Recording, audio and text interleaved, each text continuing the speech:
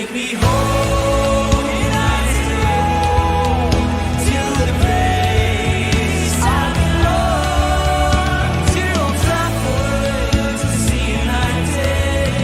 Take me home, United Road. Take me home, United Road. Oh, take me home, United Road. ሰላም አድማጮች እንደምን አላችሁልን? ስላገኘናችሁ በጣም ደስ ብሎናል። በያላችሁበት የዓለም ክፍል ሁሉ ደግሞ ሰላማችሁ ብዝት ይበልልን። ዛሬ የተገናኘ ነው የማንቸስተር ዩናይትድን ከኢንተርናሽናል ብሬክ በኋላ የመጀመሪያ ልምምድ ልንቃይ ነው። ደግሞም ሌላ መረጃ ይኖረናል ጄደን ሳንቾን በማስመልከት ማለት ነው። ከትናንትና በፊት በሰራንላችሁ መረጃ ወደ ልምምድ ሊመለሱ የሚችሉ የማንቸስተር ዩናይትድ ተጫዋቾችን ፕሪዲክት አድርገን ነበረ በቅርብ እና የሚመለሱበትን ቀን ማለት ነው። አሁን የመጀመሪያው የማንቸስተር ዩናይትድ ልምምድ ከኢንተርናሽናል ብሬክ በኋላ ሲከናወን የተለያዩ ተጫዋቾች ተመልሰዋል። አንዳንድ ተጫዋቾች ደግሞ ልምምድ አልሰሩም። የአንዳንዶች ስም ደግሞ ያልተጠበቀ ነው።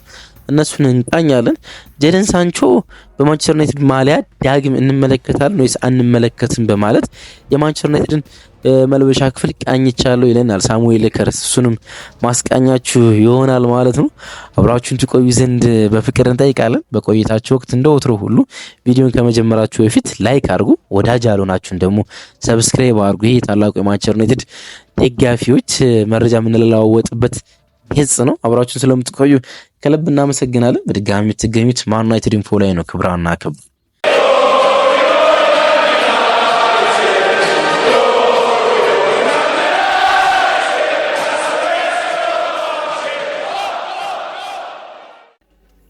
ከ12 ቀናት በኋላ የማንቸስተር ዩናይትድ ተጫዋቾች ተሰባስበው ዳግም ልምምድ መስራት ጀምረዋል። ከኢንተርናሽናል ብሬክ መልስ ማለት ነው። 5 የሚደርሱ ተጫዋቾች ደግሞ ከጉዳታቸው አገግመው ወደ ልምምድ ተመልሰዋል። እንግዲህ የመጀመሪያ ልምምዳቸውን ነው ከኢንተርናሽናል ብሬክ በኋላ ለፎረስት ወይም ደግሞ ለኖቲንግሃም ፎረስቱ ጨዋታ ማከናወን የቻሉት። ወደ ሲቲ ግራውንድ ያቀናል ማንቸስተር ዩናይትድ በሚቀጥለው ሳምንት ማክሰኞ ምሽት 4 ሰዓት ላይ ከኖቲንግሃም ፎረስት ጋር ለመጫወት ለዛ ጨዋታ ነው ዝግጅት ማድረግ የጀመሩት። በመጀመሪያው ማንቸስተር ዩናይትድ ልምምድ ሉክ ሾው፣ ሃሪ ማጉዌር እና ሌኒ ይሮ ተገኝተዋል። ከሌስተር ሲቲ ጨዋታ በኋላ ሩበን አሞሪም በሰጡት ፕሬስ ኮንፈረንስ ላይ ከተናገሩት አንድ ነገር አንዱ ሉክ ሾው በጣም በቅርብ ይመለሳል ብሎ ነበር። ይህን ቃል እንግዲህ የተናገሩት ከ12 ቀናት በፊት ማንቸስተር ዩናይትድ ሌስተር ሲቲን 3-0 ካሸነፈ በኋላ ነበር። እንዳሉትም ሾው ይሄ የ29 ዓመት እንግሊዛዊ የግራ መስመር ተከላካይ ዳግም ተመልሷል። እርግጥ ሾው ተመለሰ ስንለው መሄዱ የሚጠበቅ ነው። ፌብሩዋሪ 18 ላስት ይር ወይም ደግሞ ባለፈው የውድድር ዓመት ነው ለመጨረሻ ጊዜ ለማንቸስተር ዩናይትድ የጀመረ በቋሚ አሰላለፍ ውስጥ። ከባለፈው ዓመት ጀምሮ ብንወስድ እስካሁን ድረስ ሾው ለማንቸስተር ዩናይትድ መጀመር የቻለው 15 ጨዋታዎችን ብቻ ነው። ያን ያህል ማንቸስተር ዩናይትድ ሾውን መጠቀም አልቻለም። አሁን ተመልሷል። በምን ያህል ጥራትና በምን ያህል ጊዜ ለማንቸስተር ዩናይትድ አገልግሎት ይሰጣል የሚለው የሚጠበቅ ይመስላል። ሾው ሙሉ ፊትነሱን አግኝቶ መጫወት ከቻለ ምንም በማያወላዳ መንገድ ጥቅሙ ከፍ ያለ ነው። ደግሞ ብዙ ጊዜ ወደ ብቃቱ ለመመለስ ብዙ ጊዜ የሚወስድበት አይነት ተጫዋች አይደለም። በጣም ጥሩ መጫወት ነው የሚጀምረው እንደመጣ። ያው ጉዳት ቶሎ ያጋጥመውና ዳግም ይመለሳል ነው እንጂ እንደመጣ ቦታው ማስጠበቅ የሚችል በትልቅ ደረጃ በትልቅ ጥራት መጫወት የሚችል ተጫዋች ነው። እንግዲህ ሾው ተመልሷል። ለኖቲንግሃም ፎረስት ጨዋታ ሙሉ በሙሉ አቬሌብል ይሆናል ተብሎ ይገመታል። ሌላኛው ተጫዋች ሃሪ ማጉዌር ነው። እንግዲህ ተመለሰ። ያለፉትን 4 ጨዋታዎች እንዳልነበረ ይታወቃል። የኤፍኤ ካፕ 5ኛ ዙር እስከ ተጨማሪ ሰዓት ከፉላም ጋር ባረግነው ጨዋታ እናም በመጨረሻ በፉላም ተሸንፈን ከውድድሩ በወጣንበት ጨዋታ ላይ ለመጨረሻ ከተሰለፈው በኋላ አልተመለከትነው ነበር። አሁን ሃሪ ማጉዌር ተመልሷል። እሱ ሲመለስ የማንቸስተር ዩናይትድ የተከላካይ መዋቅር ይነካካል። ምክንያቱም ከሶስቱ ሴንተር ባኮች ውስጥ መሀል ላይ የሚቆመው ወይም ደግሞ መሀል ላይ የሚገኘው ፒቮቱ ላይ የሚቆመው ተጫዋች ሃሪ ማጉዌር ስለሚሆን ማለት ነው። ሌላኛው ተጫዋች የተመለሰው ሌኒ ይሮ ነው። እንግዲህ በፕሪሚየር ሊግ ከአርሰናል ጋር በነበረው የሊግ ጨዋታ 1-1 ጨዋታው ሲጠናቀቅ የመጀመሪያው አጋማሽ ላይ ተቀይሮ ወጣ። በጉዳት ምክንያት አይደን ሄቨን ተቀይሮ ገብቶ ድንቅ ብቃቱን ያሳየበት ጨዋታ ማለት ነው። ወይ ደግሞ አይደን ሄቨን ለመጀመሪያ ጊዜ በተመለከትንበት ምሽት ማለት ነው። ያኔ እንደወጣ ከዛ በኋላ አልተመለከትነውም ነበር። አሁን ሌኒም ተመልሷል። ስለዚህ የተከላካይ ስፍራ ተጫዋቾች ውስጥ 3 ተጫዋቾች ተመልሰዋል ማለት ይቻላል። በተጨማሪ ሁለቱ ግብ ጠባቂዎችም ተመልሰዋል። አልታይ ባይንደርና ቶሚተን ሁለቱ የአንድሬ ኦናና ግብ ጠባቂዎች ወይም ደግሞ ምክትል ግብ ጠባቂዎች ከጉዳት ተመልሷል። በመጀመሪያው ቀን በነበረው ልምምድ ውስጥ አንድ የተስተዋለው ነገር ማኑኤል ኡጋርቴ፣ ቪክተር ሊንድሎፍ እና ናስር ማዝራዊ ልምምዱ ላይ አልታዩም። ግን ልምምዱን በቅርብ የተከታተለው ሳሙኤል ክረስት የማንቸስተር ኢቭኒንግ ጸሐፊው ሶስቱም ተጫዋቾች ረፍት እንደተሰጣቸው ነው እንግዲህ መናገር የቻለው። ምክንያቱም ከሀገራት ጨዋታ ውስጥ የመጨረሻው ቀን ወይም ደግሞ ማክሰኞ ዕለት ጨዋታ ከነበራቸው ተጫዋቾች ውስጥ እንደ አንዱ ናቸው። ማኑኤል ኡጋርቴ፣ ቪክተር ሊንድሎፍ እና ናስር ማዝራዊ ረፍት ተሰጧቸው ነው እንጂ ምንም አይነት ጉዳት እንደሌለባቸው ነው ማንሳት የቻለው። ከጉዳታቸው ማገገም ያልቻሉ ተጫዋቾች ጆን ኢቫንስ፣ ኮቢ ማይኑ፣ አማድ ዲያሎ እና አይደን ሄቨን ናቸው። በልምምድ ውስጥ አልነበሩም። ለሲቲ ግራውንዱ ወይም ደግሞ ለኖቲንግሃም ፎረስት ጨዋታ እንደማይደርሱ ተረጋግጧል። ሌላ የምናነሳው ነገር የሜሰን ማውንት ጉዳይ ነው። ምክንያቱም ባለፈው የማንቸስተር ዩናይትድ ተጫዋቾች ከጉዳት የሚመለሱበት ቀን የትኛው ነው ብለን ስንሰራ ሜሰን መቼ ይመለሳል የሚል ጥያቄ አቅርባችሁልን ነበር። ሜሰን ማውንት ኦልሬዲ ስለተመለሰ ነው እንግዲህ ያላቀረብ ነው። አሁንም እዚህ መረጃ ላይ ያላካተትኩት ለዛ ነው። ሜሰን ማውንት አስታውሱ እንደሆነ ከ12 ቀናት በፊት ከሌስተር ሲቲ ጋር በነበረው ጨዋታ ላይ ተጠባባቂ ወንበር ላይ ነበረ ከ3 ወራት ቆይታ በኋላ ማለት ነው። ስለዚህ ሜሰን ማውንት ሙሉ በሙሉ ዝግጁ ነው። ከጉዳት እንደተመለሰ ያኔ ነው እንግዲህ የተረጋገጠው። ስለዚህ የስኳዱ አባል ነው። ለሲቲ ግራውንዱ የኖቲንግሃም ፎረስት ጨዋታ ዝግጁ እንደሆነ መናገር እንችላለን። ሜሰን ማውንት ማለት ነው። ሜሰን ማውንት ወደ ፊትነሱ ከተመለሰ የማንቸስተር ዩናይትድ የፊት መስመር ኢነርጂ ከፍ እንደሚል መናገር እንችላለን። ሁለተኛው መረጃችን የሚሆነው የሳንቾ ጉዳይ ነው። የ25 ዓመት እንግሊዛዊ ባለተሰጥኦ ተጫዋች ወደ ዩናይትድ ተመልሶ ይጫወታል ወይም ደግሞ በዩናይትድ መለያ እንመለከተዋለን የሚለው በጣም አጓጊው ኢንተረስቲንግ ሀሳብ ነው። እንግዲህ ሳሙኤል ክረስት የማንቸስተር ካምፕን ለማሽተት ለማነፍነፍ ሞክሬ ነበረ ነው የሚለው እንግዲህ በማንቸስተር ኢቭኒንግ አርቲክሉ ላይ የቡድን ጓደኞቹ እርግጠኞች ናቸው ተመልሶ በዩናይትድ ማሊያ እንደማይጫወት ያን ነገር ነው መረዳት የቻልኩት በማለት ነው የተናገረ። ቼልሲ በውሰት ሲያስፈርመው ከ20 እስከ 25 ሚሊዮን ዩሮ በሚደርስ ገንዘብ ቋሚ ማድረግ ግዴታ አለበት እስከ 14ኛ እስከጨረሰ ድረስ። ቼልሲ ደግሞ በዛ ደረጃ ውስጥ ይጨርሳል። ስለዚህ 20 እስከ 25 ሚሊዮን ዩሮ ከፍሎ ቋሚ ማድረግ ግዴታ አለበት።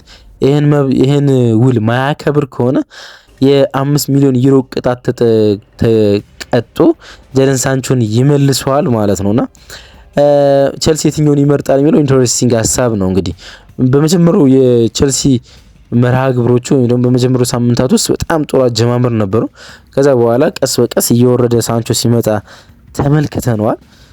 ስለዚህ ቼልሲ ምን አይነት ውሳኔ ይወስናል የሚለው የሚጠበቅ ነው። ምክንያቱም በመጨረሻ ሳምንታት ለቼልሲ እንኳን በጥሩ ሁኔታ ሲጫወት ስላልተመለከት ነው ማለት ነውና 5 ሚሊዮን ቅጣቱ ይሻለዋል ወይም ጀደን ሳንቾን ወስዶ ኮንትራክት ሰጥቶ ለተለያዩ ክለቦች መሸጥ የሚለው የሚጠበቅ ጉዳይ ነው የሚሆነው። ዩናይትድ ሳንቾን በ72.9 ሚሊዮን ዩሮ ከዶርትመንድ በ2021 ነበር ያስፈረሙ። ኮንትራክቱ ደግሞ በሚቀጥለው ዓመት ይጠናቀቃል። የቀረውን ኮንትራክት ሲጠናቀቅ ማንቸስተር ዩናይትድ እስከ 15 ሚሊዮን ዩሮ ድረስ የሚሸጠው ከሆነ የፒኤስአር ክስረት በጀደን ሳንቾ ላይ አይኖርበትም ማለት ነው። ቼልሲ በተለይ ደግሞ ከ20 እስከ 25 ሚሊዮን ዩሮ በቋሚ ዝውውር የሚወስደው ከሆነ ማንቸስተር ዩናይትድ በጀደን ሳንቾ ላይ የፒኤስአር ኪሳራነት አይመዘገብበትም ማለት ነው። ምክንያቱም ከመጣበት ዓመት የኮንትራት ርዝማኔውን እስከ ቆየበት ጊዜ ሲካፈል የሚቀረው ጊዜ $14.58 ያህል ማንቸስተር ማገልገል ነው የሚጠበቅበት ማለት ነው።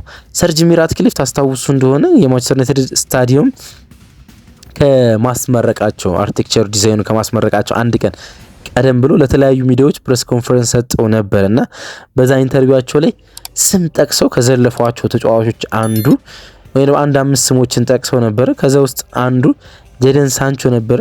በበቂ ሁኔታ እያገለገሉ አይደለም፣ ኦቨርፔድ ናቸው፣ ከሚከፈላቸው አንጻር በጣም ኪሳራ የሆኑ ተጫዋቾች ናቸው ብሎ በጣም ስትሮንግ በሆኑ ቃላት ውስጥ ከገለጿቸው ተጫዋቾች እንደ አንዱ ጀደን ሳንቾ ነው። እንግዲህ ሳንቾ 19 ጨዋታዎችን በዚህ ውድድር ዓመት ለቼልሲ መጫወት ችሏል። በ8ቱ አጋጣሚ ብቻ ነው እንግዲህ 90 ደቂቃ መጨረስ የቻለ። በ11 ጨዋታ እየተቀየረ ሲወጣ ተመልክተነዋል ማለት ነው። 2 ጎሎችን ብቻ ነው ማስቆጠር የቻለ። በጣም ጥሩ ላይ እንዳልሆነ ከሚያሳዩ ነገሮች እንዳንዱ ለእንግሊዝ ብሔራዊ ቡድን ለመጨረሻ ጊዜ ተሰልፎ የተጫወተው 2021 ላይ ነበረ። ከዛ በኋላ የእንግሊዝ ብሔራዊ ቡድን መለያ አላጠለቀም። ያን ያህል በእንግሊዝ የተለያዩ አሰልጣኞች በአሁኑ ቶማስ ቱልም በጋሪ ሳውዝጌትም ከማይፈለጉ ተጫዋቾች እንዳንዱ ሆኗል። ፌብሩዋሪ ላይ ታስታውሱ እንደሆነ ማርከስ ራሽፎርድ ከማንቸስተር ዩናይትድ በውሰት ውል ወደ አስቶን ቪላ ሲያመራ ወደ ሶሻል ሚዲያው አምርቶ የአስቶን ቪላ ኦፊሻል ባረገበት ገጽ ላይ ፍሪደም በማለት ፖስቶ ብዙዎችን አነጋግሮ ነበር።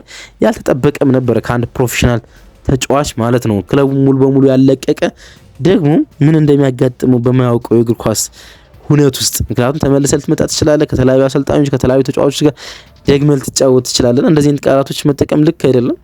ፍሪደም በማለት ማርከስ ራሽፎርድ ፖስት አደረገ። ማርከስ ራሽፎርድ እርግጥ ምንም አይነት ምላሽ አልሰጠውም ነበር። እንግዲህ ከኤሪክ ቴን ሃግ ጋር በብዙ ጉዳይ እንደማይስማሙ ይታወቃል። በተለይ ደግሞ ሴፕቴምበር 2023 ላይ ከአርሰናል ጋር በነበረ የሊግ ጨዋታ ላይ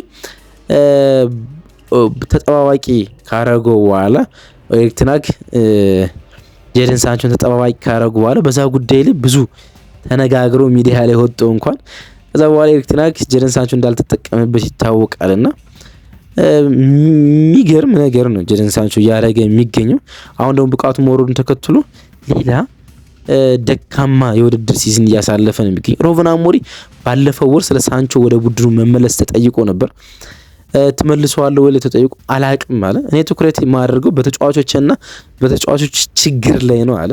ሳንቾ አሁን የኔ ችግር አይደለም ነው ያለ። ኢትስ ኖት ማይ ፕሮብሌም ብሎ በማለት ነው የተናገረውና ሳንቾ 83 የማንቸስተር ዩናይትድ ጨዋታዎችን በማንቸስተር ዩናይትድ መለያ ቢያረግም 12 ጎሎችን ቢያስቆጥርም ዳግም የማንቸስተር ዩናይትድ መለያን የመልበስ እድሉ ግን ጠባብ እንደሆነ ነው ሳሙኤል ሌከርስት መናገር የቻለው ማለት ነው።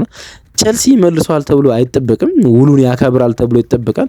ግን ቸልሲ ቅጣቱን ከፍ እየመልሰዋል ቢል እንኳን ማንቸስተር ዩናይትድ ዳግም የማንቸስተር ዩናይትድ ሸርት አስለብሶ በዩናይትድ ማሊያ ያጫውተዋል ተብሎ አይገመድም። ጄደን ሳንቾም ሩበን አሞሪም የተጫዋቹን ፈላጊ አይመስልም። ስለዚህ በዚህ ውድድር ዓመት ከጄደን ሳንቾ ጋር ያለው ውል ማንቸስተር ዩናይትድ ሙሉ በሙሉ የሚጠናቀቅ ይመስላል። ከካምፑ ሰማሁት ባለው መረጃ መሰረት ማለት ነው። ሳሙኤል ሌከርስት ለዛሬ ወደ እናንተ ይዘንላችሁ የመጣ ነው መረጃ ይሄን ይመስል ነበር። ወደ ማታ ወይም ደግሞ ነገ የምንገናኝ ከሆነ የዝውውር አንዳንድ መረጃዎች ይቅርታ አድማጮች፣ አንዳንድ መረጃዎች እየወጡ ነው። እነሱን ማካፍላችሁ ይሆናል ማለት ነው። መልካም ቀን፣ መልካም ቅዳሜ ይሁንላችሁ።